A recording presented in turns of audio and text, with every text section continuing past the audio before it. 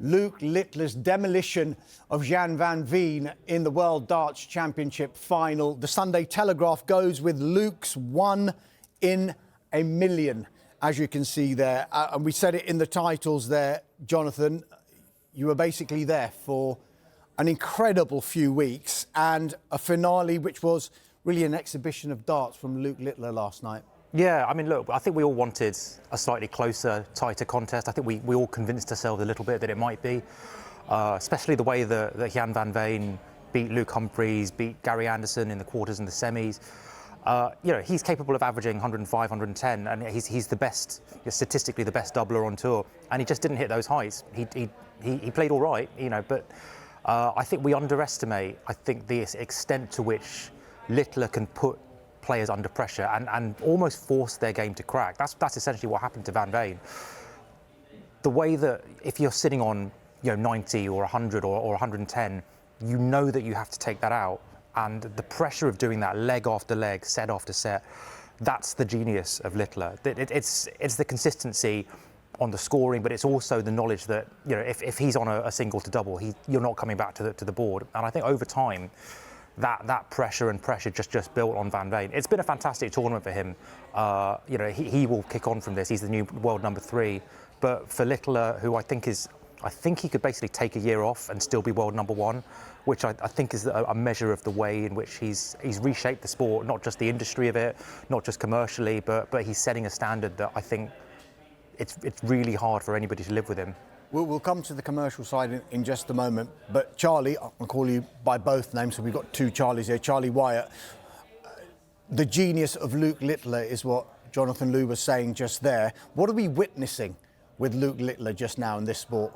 Just a sporting great, and it's brilliant. I don't think you have to be sort of, a real sort of avid darts fan to appreciate what a great story he is and has been. And it's just going to be intriguing now. I mean, Johnny, you know better than me how many titles he's going to win. He's not going to get near Phil Taylor, I don't think, but what, 7 or 8? Well, he reckons he was saying it might take him 15 years, but he reckons he can do it. I don't think he will, but 15 years. Well, that means. Well, he's 14 short, and he was joking that it might take him 15 or 16 years to do it. I don't think it's going to happen, but I think if we're coming back here on Sunday Supplement in 2045, and you've got like an ageing Charlie, an ageing Dharmesh, and Martin Samuel's pickled head in a jar, that I don't think he will have done it, because there were just so many new players coming through. You look at guys like Mitchell Lawrie or Lex Peishäuser, or there's a Mongolian kid who's living in the embassy in London who's already throwing 80, 85 averages. The revolution in youth darts that Littler is basically helped to catalyse is ultimately going to be what provides the competition for him. I did want to ask that, Joe. Like, obviously in any sport you want to have like superstars, and having one like Littler is amazing. At what point does it become sort of, do people tire of it being too predictable? Like the final yesterday, where it felt very quickly like we sort of know where this is going. Yeah, I mean, it's really interesting. I think that the crowds, the way the crowds turned on Littler during that quarter-final is a little bit of a portent of where this might go, whether he becomes this pantomime villain, that the whole sport becomes about whether anyone can beat him. And I think you'll know from tennis that having a dominant force, whether it's Serena or Federer or whatever, or Tiger Woods in golf, it's really good, commercially, because people will tune in to watch them getting beaten. But I think the sport of darts as a whole it will probably be hoping that someone comes to challenge him, because ultimately sport thrives on rivalries. We thought Luke Humphries might be that rival for a bit. Van Veen may end up being that rival. It might be someone like Josh Rock, but at the moment, I think he's levels and levels above everyone. What's he been like to deal with sort of after all the matches? It's obviously still ever so young. I mean, we have to remember that we don't sort of get to speak to sort of many 18-year-old footballers often, do they? And for him to do this all the time, it happens with tennis as well, doesn't it? Where teenage players have to sort of deal with the media. But what's he been like, and how's he changed to maybe a year ago? Yeah, I mean, he's really. I think he's grown in confidence. He's matured a lot. If you think back to 2 years ago, when he was 16 years old, he'd never really dealt with the media before. He didn't have a huge amount to say. He didn't have an explanation, I think, for why he was so good. And now, you know, you can see there's a little bit of attitude to him. There's a lovely arrogance, as you know, the football cliches, you know, love to say. There's lovely arrogance to him. You know, he makes jokes, and I think he's come into his own as a public figure, because I think he's got used to time in the spotlight.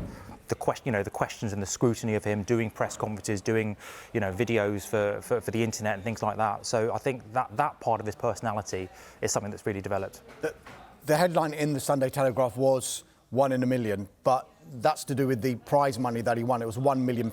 In the Sun on Sunday, Rob Moore has spoken to Barry Hearn, and he says he wants to increase the Champions prize pot to £5 million by 2035. Is to get £100 million prize money, with £5 million going to the winner. Now, as much as they're being left in the dust, his rivals at the moment, because he's only lost once on that stage so far, he is probably the biggest reason why they're going to be financially stable for a few years, because of the impact that he's had. Yeah, I mean, obviously he's a big part of it, but, you know, and as he said himself last night, it's not just him.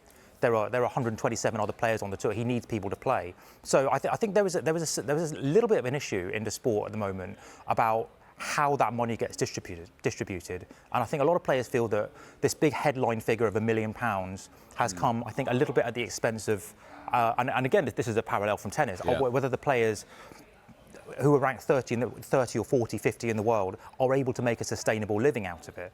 So that's an issue that they need to address. But the money, like, the people in darts are pretty much convinced that they're sitting on a gold mine. The PDC know that there's a lot of interest from Saudi Arabia. They're going to Saudi Arabia for the Masters, for the World Series next month, and there are lots and lots of countries in the world that are interested in hosting a darts event. So the value of these rights, the value of prize money is only going to go up, and I think that the question is how that gets distributed and who benefits most from it. And I think the prize money will also ensure that the competition gets even stronger, as you said earlier, won't it? You know, the prospect of earning 2, 3, 4, maybe 5 million, as Barry Hearn says. If you win Wimbledon, you get 3 million. I think the majors 2.5 million. But I think even now there'll be lots of people at home or in pubs and clubs thinking, well, you know, I need to stick at this now. Yeah, I mean, to get to that kind of money, like you say, Wimbledon's 3 million. The only tournament in tennis that gets around there is the WTA finals, and they're held in Saudi Arabia. Like, you need that kind of, at this point, it seems like sport, you need that kind of level of investment to reach those kind of staggeringly high figures. So that will be interesting to watch. You mentioned before, we should talk about Gian van Veen. He was blown away, but he gave everything, including blood, for the cause. Yeah, it was rather surreal. I think it's around the fourth or fifth set that he had to change they had to change the dartboard because a little bit of blood had got on the single 5. The way that, I mean, part of the reason that I think Van Veen broke down is that I think his action is particularly susceptible to, if just you had a set of darts handy, the way that he holds the dart puts a lot of abrasion on his fingers. It almost sort of spins out of his hand. He's got a very unusual grip. It spins out of his hand and it puts a lot of abrasion on his thumb. That actually, we asked him about this last night. That actually wasn't why, that wasn't where the blood comes from. I think he trapped his finger in the toilet door during one of the breaks. That's where the blood comes from. But I think the action that he puts on his fingers is part of the reason why, over long, 20, 30 leg games, of which he's not played a huge amount, that's, I think, an issue that he's going to have to address, because there's a lot of moving parts to that action.